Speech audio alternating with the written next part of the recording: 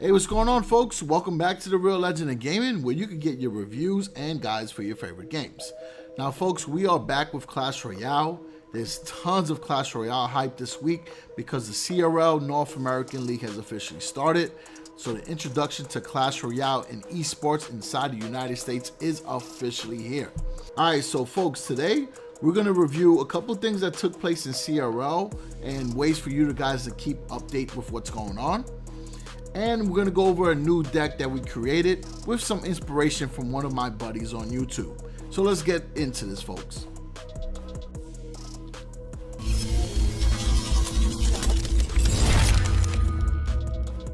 All right, cool. So CRL is officially here. Now, if you guys want to see the CRL live streams, replays, or want to find out news, best thing to do is within the game, click on this link here.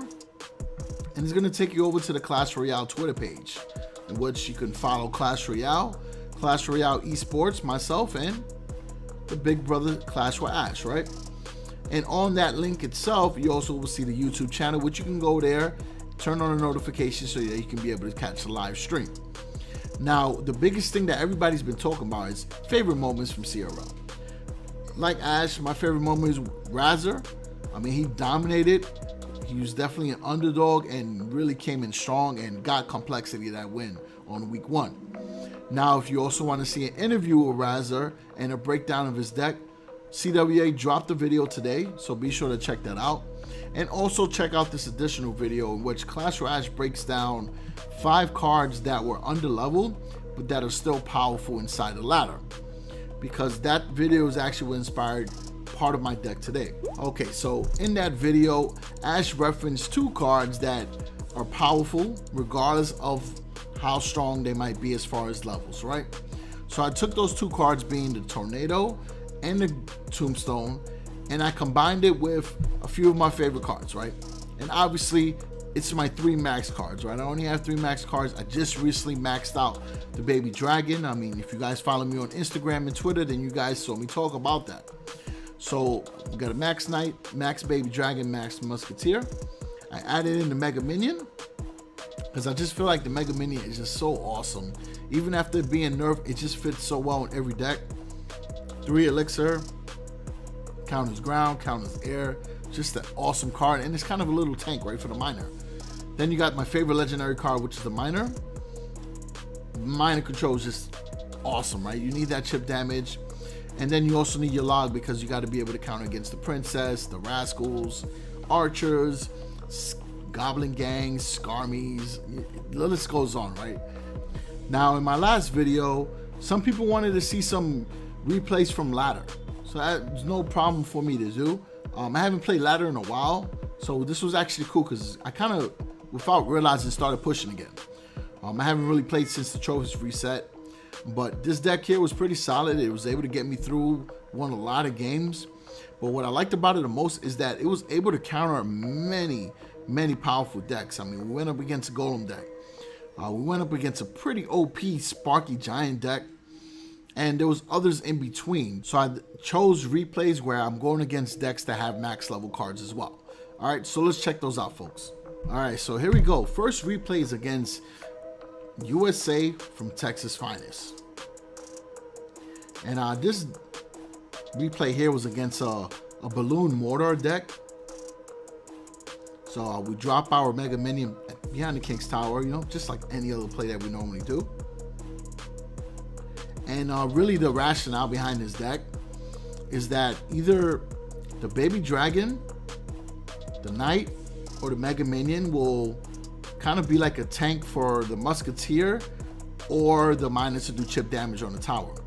And trust me, these cards are so cheap that you're going to be cycling really nicely. Now, that was kind of that wasn't a great tornado move right there. But regardless of the fact, you guys are going to see that even if you make like 1 or 2 mistakes during the match, you can easily recover, especially in double elixir time, because this 3.1 deck just becomes even sweeter after that. Now, I just want to tell you guys that these decks, for players that are better than me, almost on a pro level, or players that are looking for something to push through ladder, right, that need a deck that is effective and tested, right? So we played tons of matches with this deck. I mean, you could check on Stats Royale. Deck has about 73% win rate. We played about 50 games. So it does work and is a pretty good deck. All right, so as you see there, they threw down a Mortar. Max level Mortar does a lot of damage too, but the Knight was able to put in some work. We snuck in the Miner, and we're gonna do some more chip damage. All right. Now I know I showed the deck on the earlier portion of the video, but I actually didn't explain what cards were in the deck, right? So it has the Knight, the Baby Dragon, it has the Tornado, the Mega Minion, the Miner, and the Log.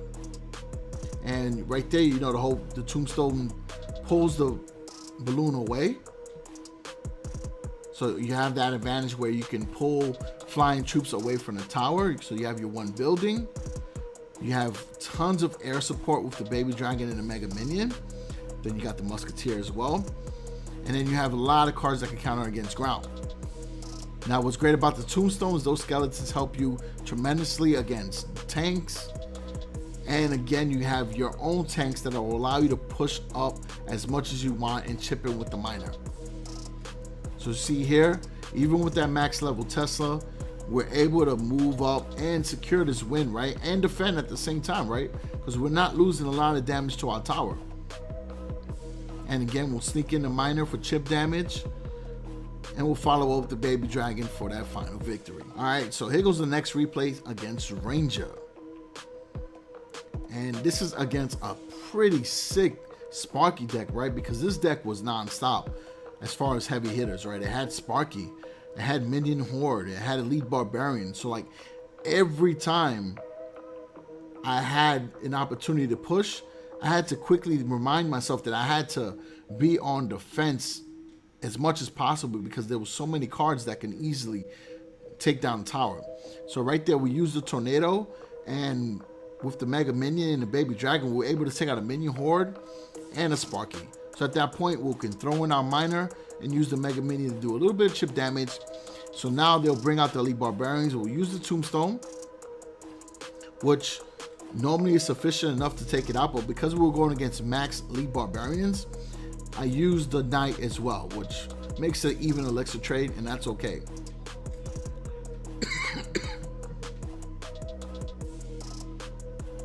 All right, so the Knight's progressing. There goes the Sparky right there. So we'll use the Baby Dragon. We'll play air, right? Trying to minimize the amount of ground cards that we use. And this time around, we'll do the same thing. So took out that Minion Horde and that Sparky with ease. We'll bring in our Miner. And we're gonna do a lot of damage, right? Now they had a mirror card, so that's why they were able to bring out those Minion Hordes again.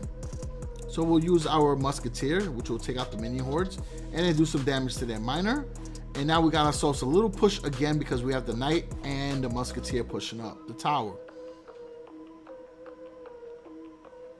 And we can let our elixir count build up because with those two cards there, we can defend against this Witch and hopefully be able to do a little bit of damage to the tower.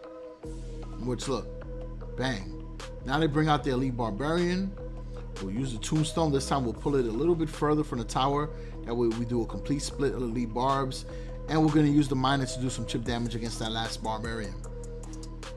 And then we got Baby Dragon now. Mega Minion.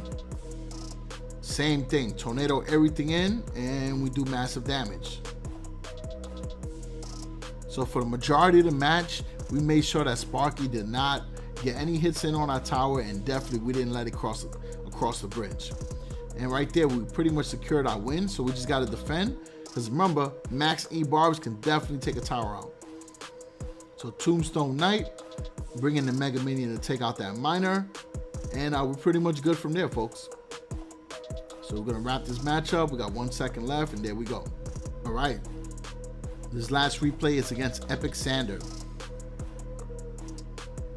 And this time around, we played against, I want to say it was against a bait deck.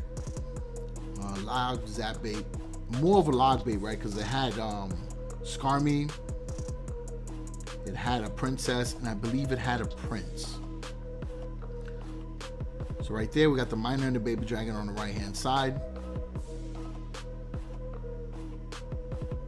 Now they have a max hog, so it's something that we got to take very serious. So we'll pull the tornado in and we'll save it for that so that it can activate the King's Tower. So now again, with same push, right? We got the knight and the musketeer. Now the bowler is a great combo counter against the knight because it just pushes it right back. So now that we know that they have that along for giant, forget about it. We got to be very careful. So mega minion right there because we want to take the bowler out. And then we're going to have the skeleton spawn. We'll use the tornado to pull that giant back. And then the rest of our skellies will be able to take it out. And we took not as much damage as it could have. So it worked out pretty good. All right, bringing the miner again. More chip damage. Now that Skarmy is making it across the bridge. Our Tombstone is helping by distracting it, allowing our tower to do chip damage along with the King's Tower. There goes the bowler. So we already know that we got to play it safe. So Mega Minion will attack from above. And then Baby Dragon to follow up. So now the opponent's trying to outsmart us, so they bring in the giant on the other lane. So we'll bring in the Tombstone again. We'll use the Musketeer, and because they stuck in that Hog Rider, I'm forced to use the Tornado, which worked out because we were able to get rid of the giant, rid of the minion horde, and we got rid of the Hog Rider without taking a lot of damage. And we'll log that princess. There goes the giant again. So now they're putting a lot of pressure on us. They also got minions. So we're going to do the knight musketeer combo with the baby dragon and take out those minions.